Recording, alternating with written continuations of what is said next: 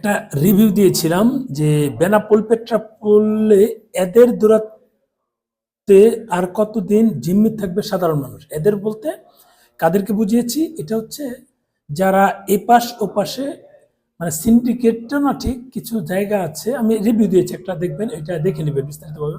আমি শর্ট করে বলছি যে এদের কারণে আমাদের সাধারণ মানুষগুলো নানানভাবে হয়রানির শিকার হচ্ছে। লক্ষ লক্ষ টাকা ওনাকে গিয়েছে, কি পরিমাণ কমেন্টস এসেছে শুধু এটা দেখবো, একটু দেখি, কয়েকটা কমেন্টস দেখব। আমি এটা শিকার হয়েছি, শুভ ওসমান নামে একজন বলেছে, দেখুন আপনারা, হাজী মোহাম্মদ আবুল কালাম 2024 সনের সেপ্টেম্বর মাসে প্রথম আমাকে ওই দোকানদার আটকিয়ে রেখে জোর করে 8,000 টাকা কম দিয়েছে। টাকা কম না নিলে বলে কোনো টাকা দিবে না, আরো অনেক ভয়ভীতি প্রদর্শন করে। এটা কিন্তু আরেকজন হচ্ছে পলাশ মজুমদার। আমারও সেম সমস্যা হয়েছিল। আমার মনে হয় বেনাপোলে কোনো ডলার না ভাঙানো উচিত, আর ভালো এই দুই দেশের ইমিগ্রেশন শেষ করে সরাসরি গাড়িতে উঠে বসে থাকা, ওই কাউন্টারে বসে থাকলে জ্বালা হাঁটলে বা দালালে ভরা পুরো বেনাপোল এলাকা উৎপেতে কাকে ফকির করা। আচ্ছা, যাই হোক, ওনার কথাটা ঠিক বুঝি নাই। আসসালামু আলাইকুম ভাই, আমি যদি মেডিকেল ভিসা দিয়ে বেনাপোল দিয়ে ভারতে যেতে চাই, বাংলাদেশের কত টাকা নিয়ে যেতে? আচ্ছা, এটা অন্য হিসাব, আমি উত্তরটা দিয়ে দিচ্ছি। লিগেলি 10,000 টাকা নেওয়া যায়, বাকিটা ইলিগেল যদি ক্যাশ নিয়ে যান। বাংলাদেশ এসব খুব একটা হয় না, ভারতের সাইডে। আচ্ছা, এটা বলছে ভাই, আমি ওখানে শিকার হয়েছি। আরেকজন, এটা হচ্ছে লিটন ভাই। এম আর সাকিব, মিলন ভাই আমার সাথেও হয়েছে। এম আর সাকিব চাক্ষুশীল, সেম আমার সাথে হয়েছে 9/8/2024। আরেকজন হচ্ছে গৌতম মিত্র, আমারও একই অবস্থা হয়েছে। গৌতম মিত্র, এখন বুঝেন, অনেকে বলবে যে মুসলিম দেখলেই তাদের সমস্যা করছে, এটা আমি মানতে পারলাম না। এই যে এখানেই এই কারণে দেখালাম যে মুসলিম আর হিন্দু নাই, যে কারো সাথেই এই অঘটন ঘটায়, মানে চুরে না শুনে ধর্মের কাহিনী, এটা হচ্ছে বিষয়। আর একজনের বিপ্লব চন্দ্র দাস, উনি বলেছে আমার সাথে এই ধরনের ঘটনা ঘটেছে, ভিডিওটা খুব রিসেন্টলি ফেসবুকে দেবো আমি। তার মানে উনি ভিডিও করেছে। উনি হচ্ছে বিপ্লব চন্দ্র দাস, উনি যদি দেয় তাহলে আরো আপডেট পাবেন।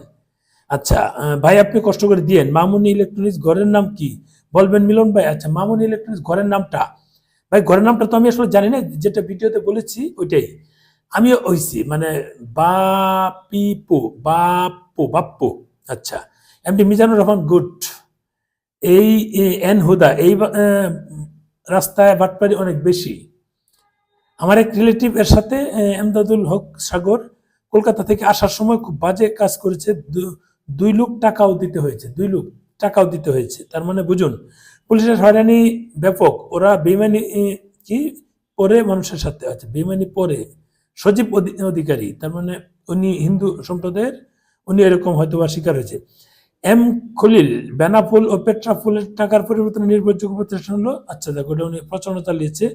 আপনার এত এত লোক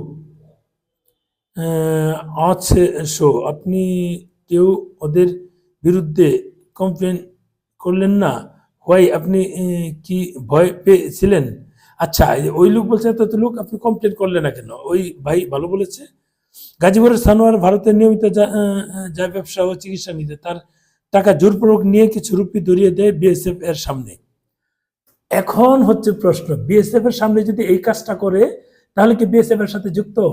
অনেকে প্রশ্ন করতে পারে, আমি জানি না, এটার উত্তর আমার কাছে জানা নাই। এটা কি মানে ওনার কথাতে এটা বলছে, এটা আমি বলতে পারবো না, আমার এটা ধারণা নাই কি আসে বিষয়। আমি এই যেটুকু স্ক্রিনশট নিলাম, পুরোটা আপনাদেরকে আমি দিয়ে দিব যে আসলে এখানে কি হয়েছে। এখন আমার কথা হচ্ছে যে এটা আসলে রিভিউ দেওয়া এইরকম যদি, আচ্ছা কলমি উত্তম ভাষা গাজীপুরের, আচ্ছা যাই হোক।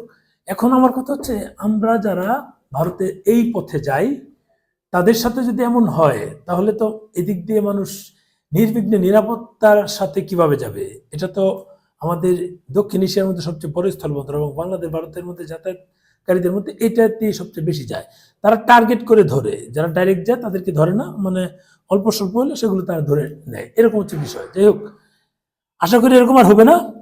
যতটুকু হয়েছে, পরবর্তীতে যদি আরো কেউ হন, কমেন্টস করুন, আমরা এটা ব্যাপকভাবে প্রয়োজনে মানববন্ধন করবো, এমন যদি হয় যারা ভুক্তভোগী।